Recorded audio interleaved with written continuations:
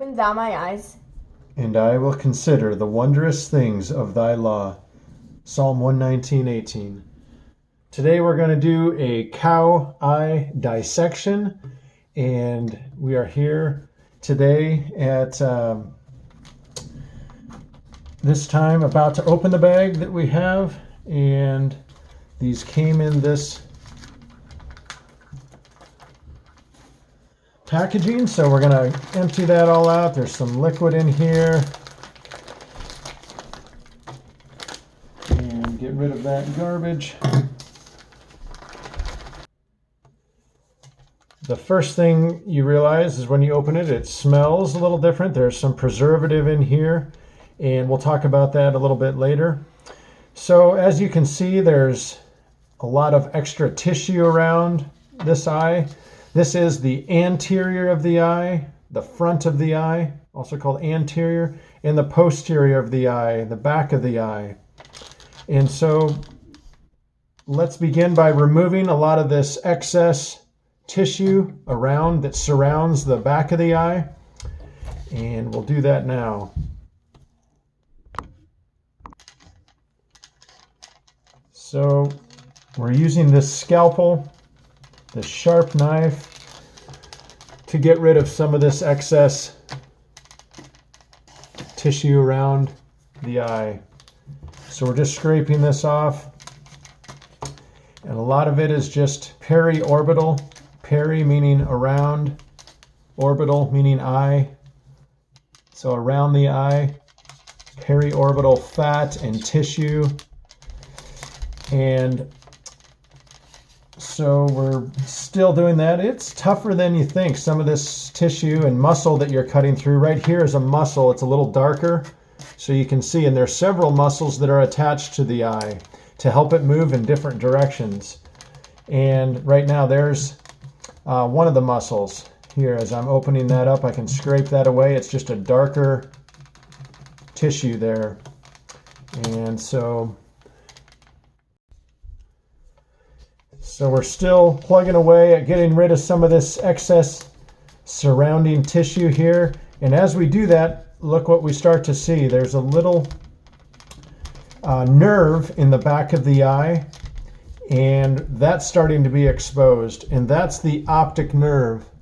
And you can see that here, and that is something that will still start to work away and expose that a little bit more here.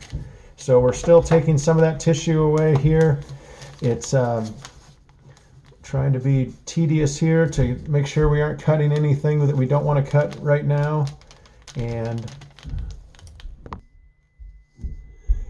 so at this point, we've shaved off the excess tissue as we talked about, and we have more of a some of the simple structures that you can see here.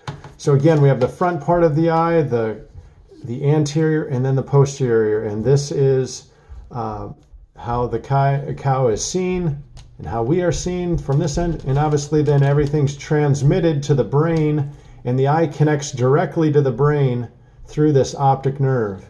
And so when you use both eyes together, these optic nerves end up joining in the brain, and so they communicate. And that's why we're able to see depth perception or stereo vision or 3D movies, is that these eyes work together and the optic nerves end up joining together inside in the brain.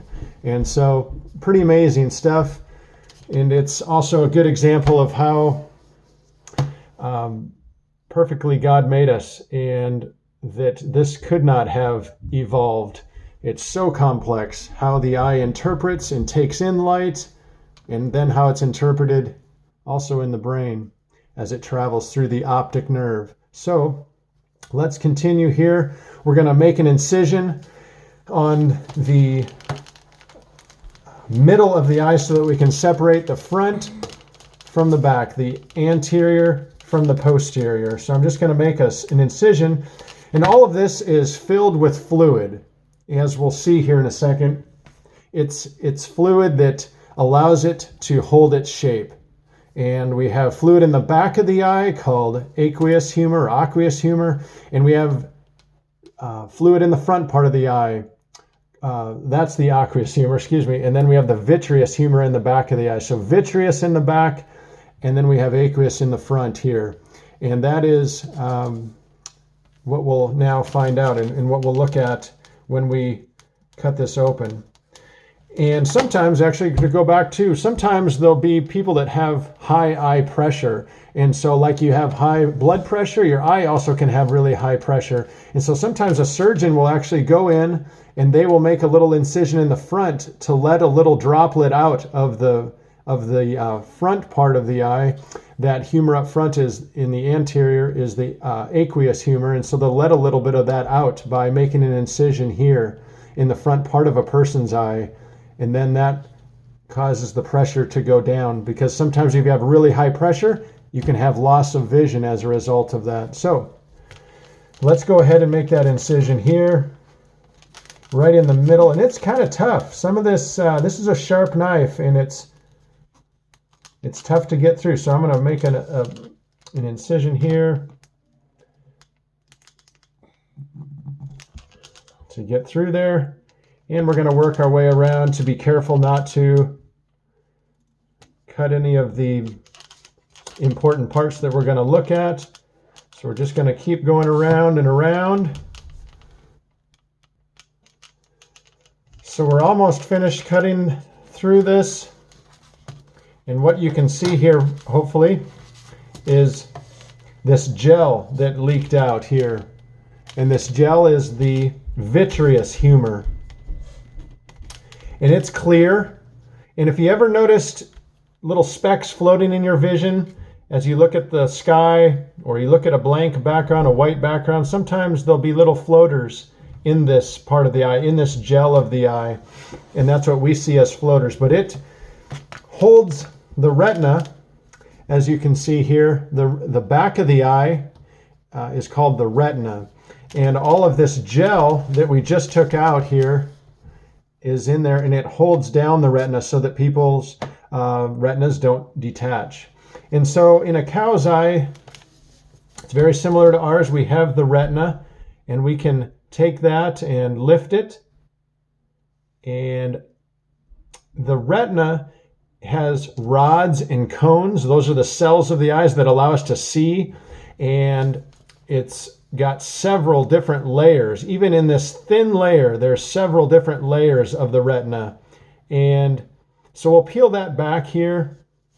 And as you can see, it's not attached. That's the fluid. It's that vitreous that holds it down. But when the vitreous is gone, it peels away. And underneath that, in a cow's eye, there's a shinier little layer behind there. And so that shiny layer is what we're exposing right here. And you can see that the only place where the retina is actually attached is at the optic nerve. And see if I can show you that by pulling on all of the retina here. It's kind of like, it's hard to grasp there, but it's attached right to the optic nerve on the other side. And so here is this tapetum lucidum here underneath here. And it's a reflective that cows and cats and other animals have so that they can see better at night. And so if you see animals at night, they often have shiny eyes. And that's the reason, is light reflects off this little reflector in the back of the eye. Humans don't have that. So that is something that's different. But here we have the retina, and that is where what we just removed there. But that's the part of the eye that we see with, is the retina. And so we'll go ahead and look at the front part of the eye now. Actually, let's go ahead and just look at this here too. So we have the choroid. Behind there, this darker layer is the choroid. And this choroid is the vascular area of the eye. So it has a lot of blood vessels, and that's how ours looks. Behind the retina is a darker layer of the choroid. It has all the blood vessels that are giving our eye nutrients. And so when we peel that back, there's not anything behind the choroid. We'll take away that layer, that reflective layer here. And so you can still see that stays in place. And the piece of the retina is still attached to the place of the right where the optic nerve is. But behind the choroid, the rest of the white part of the eye is called the sclera. And that goes and extends to the front part of the eye as well, to the white part that we see on our eyes. It's called the sclera. And it's a pretty tough coat. And those little brown lines are blood vessels that we couldn't see on the other eye. If you look really closely, you can see those blood vessels on the retina. We didn't have that on the other eye, so that's interesting. And so we've talked about the back of the eye. We had the retina.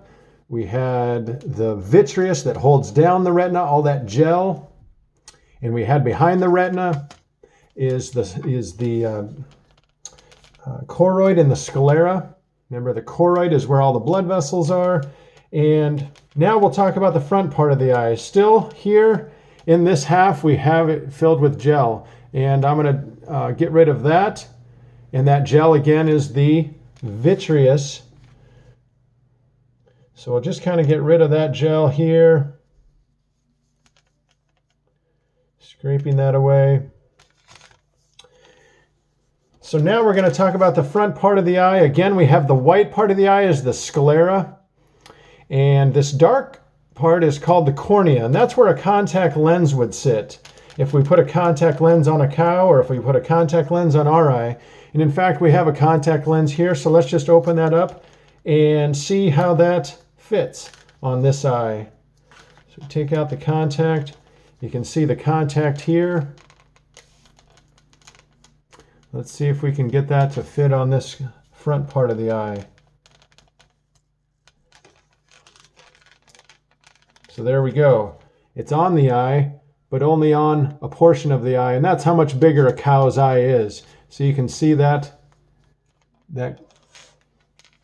contact there on my fingers. And when we put that on, that would cover the whole front part of the eye on a human. So interesting. And how bigger the cow's eyes are, obviously. Anyways, so let's go ahead and remove the cornea now. And we're going to do that carefully. So that was a little tougher than what I thought to get this cornea off here. As you can see, it's opaque and it's not clear. So that is because of the preservative. On a human eye, that is clear and you can see through that. And so the cornea is cloudy because of it not being on a live eye. If it were a live eye, it'd be clear. The lens helps us to focus, and it sits right behind the cornea and the iris. And so the dark part here is the ciliary body and the iris. And so we'll go ahead and remove that lens. It's really neat. But that lens is attached to little fibers that helps us to focus. And it's like a little marble inside the eye is what I always tell people. It focuses light. It helps us to see. And if we cut it open, it looks the same. And so it's hard right now, but if it were on a live cow or a live human, it would be soft. And so that is a hard material right now. I can't even squeeze it, but it was able to flex. It's flexing in our eyes right now to focus in and out. And so that is there. So what we have here is the ciliary body, and that is the muscle that helps us to focus. The pupil is simply a hole, and that is the hole that we see through and that focuses like a camera. When it's dark out, our pupil gets opened up. It widens. And to let more light in, when it's real sunny out, our pupil gets smaller to let less light in. And so the iris is the colored part of the eye. And we'll see if we can expose that here by removing the cornea. So that is interesting. in the front part of the eye, a lot going on right there. So here you can see we're removing the cornea.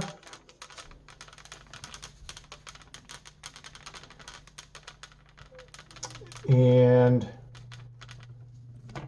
so the cornea would be clear again, but because of the preservatives on this, it is cloudy.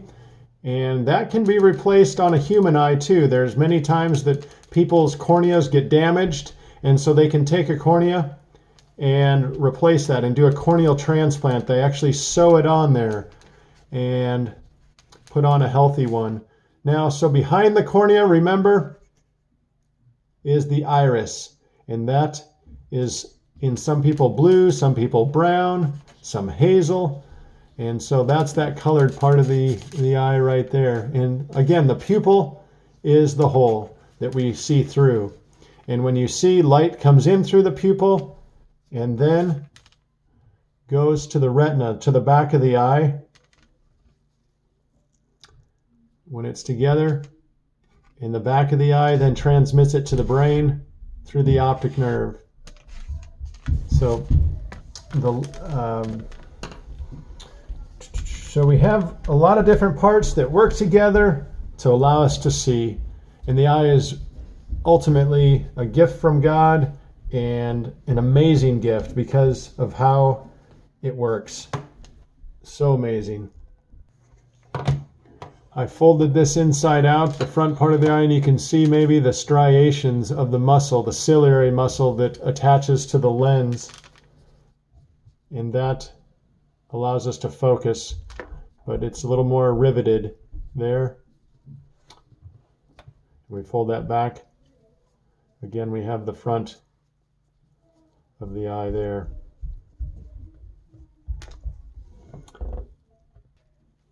So just to review, starting from the front part of the eye to the back, we have the cornea. Behind the cornea, the iris. Behind the iris is the lens, that marble structure. The lens focuses onto the retina. Retina, behind the retina is the choroid. Behind the choroid is the sclera, and then the optic nerve. Thanks, Mrs. Ryan, and I hope you guys learned a little something here today, and we sure enjoyed it. Thank you very much.